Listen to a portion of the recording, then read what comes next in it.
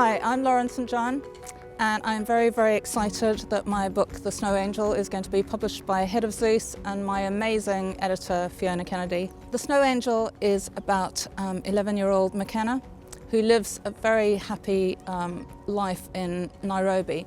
And she has two amazing, loving parents, her science teacher mum and her mountain guide father. And Makena has one dream in life, and that's to climb Mount Kenya. She's in love with mountains, who she thinks of as her friends. But when her life is shattered, Makena finds herself alone in dark corners of Nairobi that she had no idea existed. And The Snow Angel is about how far children can fall in this world, but also it's about redemption and the healing power of love. The Snow Angel was inspired by a series of things that happened over a number of years. One was reading about Emma Thompson and Greg Wise's adoption of their amazing Rwandan son, who came to Britain as a refugee. They adopted him when he was 16.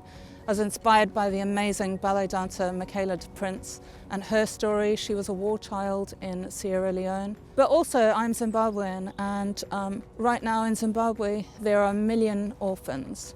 And within a 10-kilometre radius of Harare, the capital city, there are 60,000 child-headed households. When I heard that figure, that actually blew my mind. I couldn't fathom that just within 10 kilometres of a city where I spent a huge number of years, 60,000 homes were run by children. We sort of think in places like India and areas of Africa, oh, well, slums have kind of always existed.